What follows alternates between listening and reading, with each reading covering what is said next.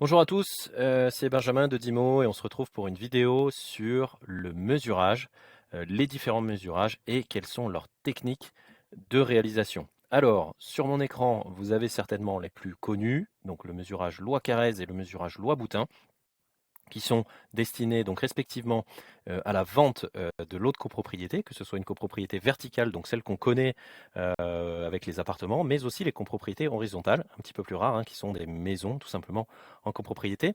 Voilà, et puis la loi Boutin, donc la loi Boutin qui est une superficie destinée à la location, donc qui est obligatoire dans chacun des cas. Ce ne sont pas les seuls types de surfaces que l'on peut avoir. On peut également parler de superficie chauffée, notamment vis-à-vis du DPE, donc comme son nom l'indique, qui va reprendre l'ensemble des superficies dans lesquelles vous avez des parties qui sont habitables. On va avoir aussi la surface utile. Donc la surface utile, elle peut être comparée à la superficie carrez, puisque la superficie carrez reprend l'ensemble des superficies que l'on peut exploiter. Voilà, et après, il va y avoir la superficie au sol, où là, il y a beaucoup moins de questions, puisque c'est une information, c'est simplement à titre informatif qu'on vient donner cet élément précis. Alors, concernant ces superficies, Carrez et loi Boutin, qu'en est-il? Donc, en fait, c'est tout simplement l'ensemble des superficies qui sont à une hauteur supérieure à 1,80 m et évidemment, on ne va pas comptabiliser toutes les surfaces de projection occupées par les murs, les cloisons, les marches, les cages d'escalier, les gaines techniques, les embrasures de portes et de fenêtres. Il y a une petite subtilité aussi pour les lots qui sont supérieurs à 9 mètres carrés mais qui ne sont pas attenants à l'appartement, qui peuvent aussi être pris en compte dans le cadre de la loi Carrez. Pour la loi Boutin, il faut savoir qu'il y a quelques exclusions supplémentaires à la loi Carrez. Donc je vais vous présenter un document que vous pourrez aussi télécharger dans l'article que vous avez dans la description, qui vous donnera les différentes subtilités. Alors, je vous prie d'abord de m'excuser pour la qualité du document. C'est aussi un document que nous, on a sous le coude dans le cadre de nos mesurages pour nous faire des petits rappels de temps en temps, puisque évidemment, nous sommes des diagnostiqueurs immobiliers et donc nous sommes amenés à faire des mesurages. Donc voilà, je ne vais pas passer en détail tout le document. Je vous invite à le télécharger, comme ça vous donnera une idée de ce qui est comptabilisé, de ce qui ne l'est pas. C'est vrai qu'on a souvent des questions de nos clients qui ne comprennent pas toujours pourquoi certains éléments sont pris en compte et pas d'autres. Donc là, voilà, vous aurez une partie de la réponse. Après avoir vu les différents certificats de superficie ou différentes surfaces, il est temps de se poser la question comment on réalise ces mesurages. Alors, dans une grande majorité des cas, on va être sur des superficies qui sont simples à mesurer, par exemple des pièces rectangulaires ou qui forment tout simplement un carré. Mais dans d'autres cas, ça peut être bien plus complexe. Et donc pour ça, on est assisté d'outils comme celui que vous avez actuellement sur mon écran, qui est un outil de triangulation qui va découper la pièce en plusieurs triangles. Et à l'aide donc des calculs des diagonales, on va pouvoir ajuster précisément la superficie. Nous avons aussi d'autres outils pour tout ce qui est superficie arrondie.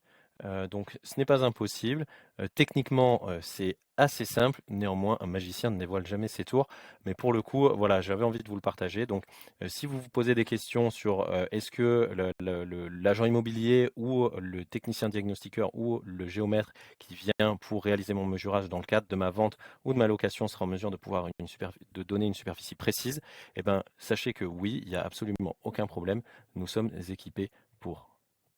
Donc là, on a vu un module concernant les formes irrégulières ou un petit peu techniques, les balcons.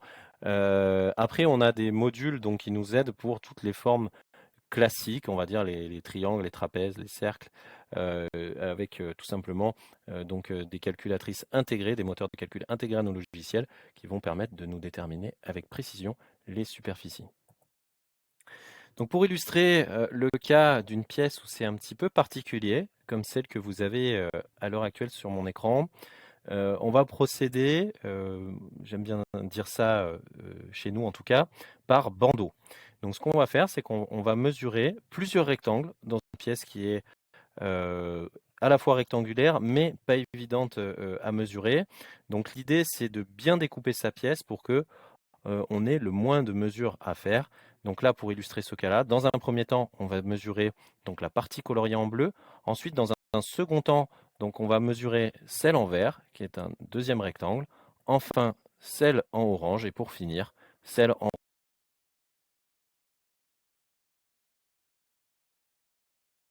Alors pour finir, quels sont les outils qu'on utilise pour, mesurer?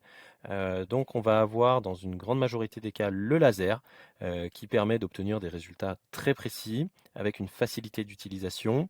À savoir que certains lasers possèdent, des fonctions de triangulation, donc pour les pièces un petit peu complexes. Donc voilà, nous en tout cas, c'est ce qu'on utilise. Vous avez aussi, des, cabinets de type, géomètre par exemple ou, des cabinets de diagnostiqueurs qui utilisent ce type d'appareil-là. Donc c'est des appareils qui vont, scanner à 360 la pièce pour pouvoir donner, des mesures. C'est notamment très utile dans le cadre, des mises en copropriété par exemple, où il faut faire des plans à l'échelle puisque cet outil-là vous aide, dans tout ce qui est, dessin de plans. Et enfin, donc pour les plus courageux, vous avez le mètre à ruban qui fait aussi très bien le travail, qui va nécessiter un petit peu plus de temps, mais qui peut, d'ores et déjà vous donner une superficie précise, de vos pièces. Donc voilà, j'espère avoir répondu à l'ensemble de vos questions, de vous avoir un petit peu éclairé sur les différents types de superficies, mais aussi de leurs méthodes de mesurage et des outils que l'on peut utiliser. Si vous avez des questions, bien évidemment, on se porte à votre disposition. En attendant, bon mesurage et portez-vous bien. À très bientôt.